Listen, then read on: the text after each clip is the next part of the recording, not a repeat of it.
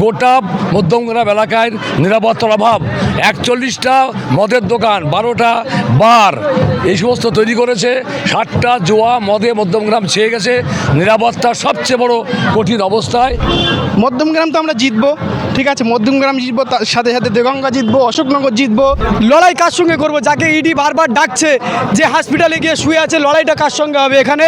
কিন্তু অ্যাকচুয়ালি মধ্যমগ্রাম পৌরসভার উন্নয়ন যদি কেউ করে থাকে সেটা হলো বামফ্রন্ট সরকারের আমলে শুরু হয়েছিল।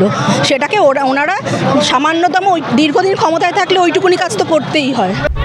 মধ্যমগ্রাম বিধানসভা থেকে বামফ্রন্ট সমর্থিত আইএসএফ মনোনীত প্রার্থী করা হয়েছে প্রিয়াঙ্কা বর্মনকে। আর আজকে তিনি প্রচারে নেমেছেন এবং সাথে আছে ইন্ডিয়ান সেকুলার ফ্রন্টের চেয়ারম্যান নওশাদ সিদ্দিকী। আপনারা দেখতে পাচ্ছেন যে বিশালভাবে যে মিছিল এগিয়ে যাচ্ছে মধ্যমগ্রাম বিধানসভা কেন্দ্র থেকে, যে বিশাল র্যালি, সুসজ্জিত র্যালি করে এগিয়ে যাচ্ছেন মধ্যমগ্রাম বিধানসভা কেন্দ্র থেকে আইএসএফ এর প্রার্থী করা হয়েছে প্রিয়াঙ্কা বর্মন। এবং তিনি এই মিছিল থেকে কী বার্তা রাখেন সেটাও দেখার বিষয়। এবং আরেকটা বিষয় জানবো এখানকার সাধারণ কর্মীবৃন্দদের কাছে, অর্থাৎ স্থানীয় বাসিন্দাদের কাছে, তারা কাকে চাইছেন, মধ্যমগ্রাম বিধানসভা কেন্দ্র থেকে প্রিয়াঙ্কা বর্মন নাকি রথিন ঘোষ? জানতে দেখুন বিস্তারিত প্রতিবেদনে। কি বলছেন যে মধ্যমগ্রামে যদি প্রিয়াঙ্কা জয়যুক্ত হয় তাহলে কি উন্নয়ন হবে মধ্যমগ্রামে?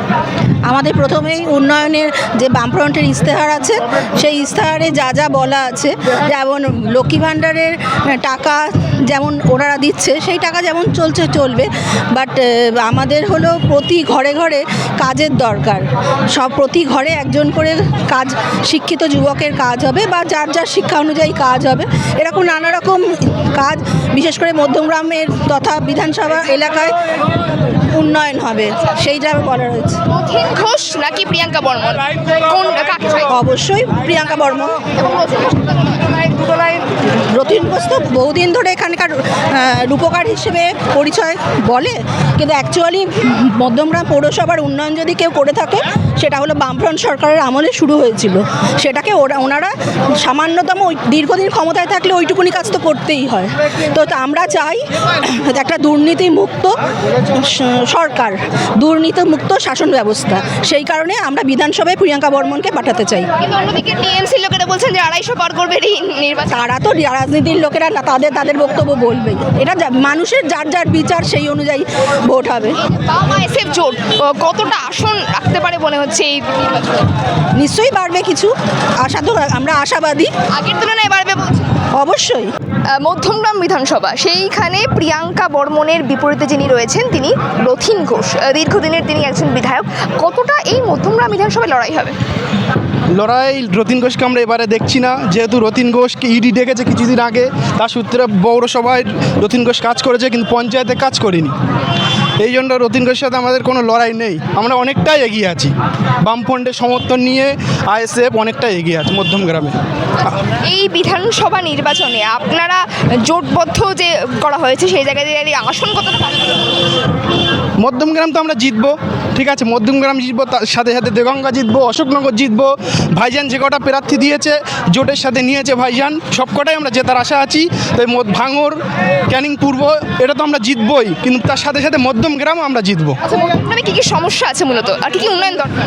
মধ্যমগ্রামে পানীয় জলের দরকার, রাস্তা, পঞ্চায়েতে মেনে হচ্ছে পঞ্চায়েতের রাস্তাঘাটের অবস্থা খুবই খারাপ। আমাদের পাশেই গোবরা বলে একটা বুথ আছে, গোবরায় রাস্তা খুবই খারাপ, মানুষ যেতেই পারে না, ওখানে হাজার হাজার মানুষ বাস করে। মধ্যমগ্রাম বিধানসভা কেন্দ্রের মূল সমস্যা কি আপনাদের? মধ্যমগ্রাম বিধানসভার সমস্যা হচ্ছে আমাদের এখানে খাদ্যমন্ত্রী নামে আছে কিন্তু কামে কিছু নেই, ঠিক আছে। উনি আজকে এত কেলেঙ্কারি করেছে, ওনাকে ইডি ডাকছে, মেডিকেল দেখিয়ে উনি হসপিটালে শুয়ে আছে, প্রচার করতে পারছে না, মানুষের কাছে যেতে পারছে না, উনি এখন ভয়তে আছে। মধ্যমগ্রাম বিধানসভায় জোট খাম এবারে জিতছে, এটাই হচ্ছে মূল বক্তব্য। লড়াই দাদা কতটা হবে এই মধ্যমগ্রাম বিধানসভা থেকে রথিন ঘোষ এবং প্রিয়াঙ্কা বর্মনের? লড়াই কার সঙ্গে করবো? যাকে ইডি বারবার ডাকছে যে হসপিটালে গিয়ে শুয়ে আছে, লড়াইটা কার সঙ্গে হবে? এখানে সংযুক্ত মোর্চার মাটি খুব শক্ত এবং এখানে সংযুক্ত মোর্চা জয়ী হচ্ছে। আসন কতটা হবে বলে মনে হচ্ছে এই বিধানসভা কেন্দ্র থেকে 2026 নির্বাচনে আসন? মধ্যমগ্রাম বিধানসভা না উত্তর 24 পরগনার কথা বলছেন? মধ্যমগ্রাম বিধানসভা খামচিহ্ন জিতছে, আশাবাদী, মনে 100% আশাবাদী। বারবার যাকে ইডি ডাকছে তাকে আর মানুষ চাইছে না, তিনি তো মেডিকেল দেখিয়ে হসপিটালে শুয়ে আছে ভয়তে। মানুষ চাইবে কি করে? কোনো উন্নয়ন হয়নি, রেশন চুরি করেছে, তার নামে ভুরি ভুরি অভিযোগ, তার বাড়ি থেকে সোনা পাওয়া গেছে। আপনার মানে বামফ্রন্ট সমর্থিত আইএসএফ মনোনীত সমর্থন করছে? হ্যাঁ, অবশ্যই। তাদের পায়ের তলা থেকে ওদের মাটি সরে যাচ্ছে বলে আজকে ওরা যখন থেকে আমাদের র্যালিটা শুরু হচ্ছে ওখানেই ওরা ঝামেলা বাঁধানোর চেষ্টা করেছে। হ্যাঁ, ওরা স্লোগান দিচ্ছে ওদের পায়ের তলায় মাটি সরে গেছে। এটা থেকে মানুষ জনতা বুঝে গেছে যে শক্ত মাটি, সংযুক্ত মোর্চার মাটি, জয়ী হচ্ছে আইএসএফ খামচিহ্ন। মধ্যমগ্রাম বিধানসভায় আপনাদের এই এলাকার মূল সমস্যাগুলি কী কী, যেগুলো বিগত অনেক বছর ধরেই সমাধান হয়? মূল সমস্যা কি?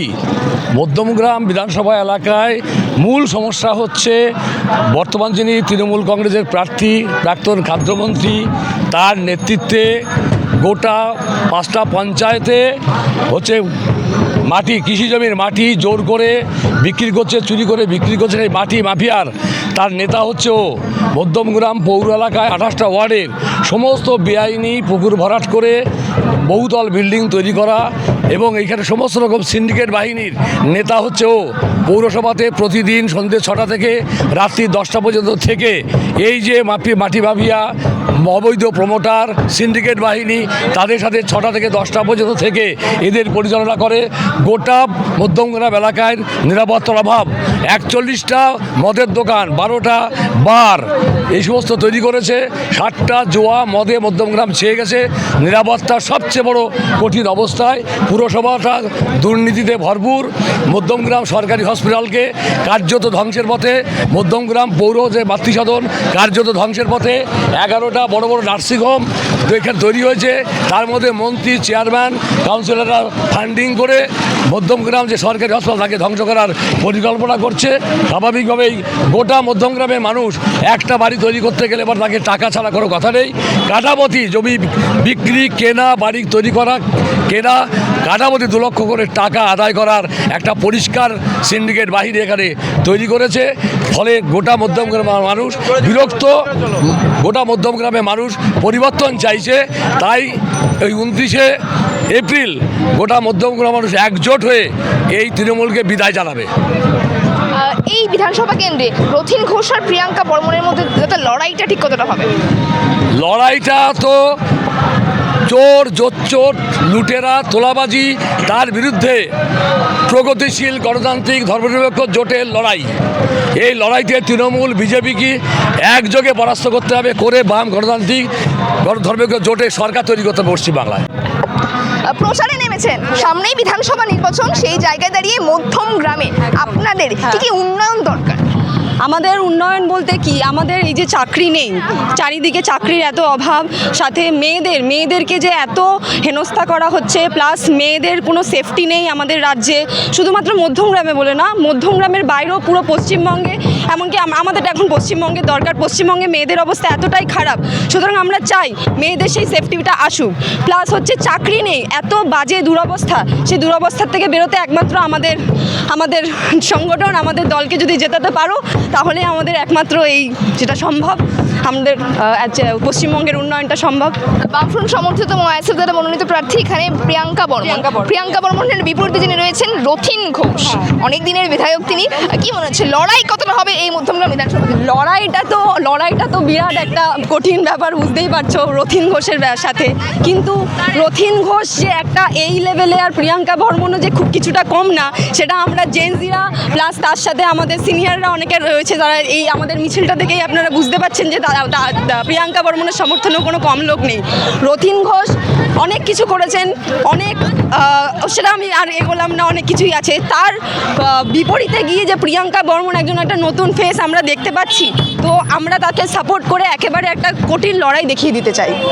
মধ্যমগ্রামের বাসিন্দারা প্রিয়াঙ্কা বর্মনকেই কেন বেছে নেবেন এখানের প্রার্থী হিসেবে? দুটো, প্রথমত কারণ তিনি একজন মেয়ে, ঠিক আছে, তো একজন মেয়েই বুঝবে মেয়েদের কি সমস্যা। না মেয়ে তো মুখ্যমন্ত্রীও, আমাদের মুখ্যমন্ত্রী তো মেয়ে। না, সেই ব্যাপারে আমি হয়তো যাচ্ছি না, মুখ্যমন্ত্রী মেয়ে হয়েও যেই জিনিসগুলো করছেন, ওনাকে আমার তো মেয়ের বলে সম্মান দেওয়ার কোনো প্রশ্নই আসছে না, একদমই নয়।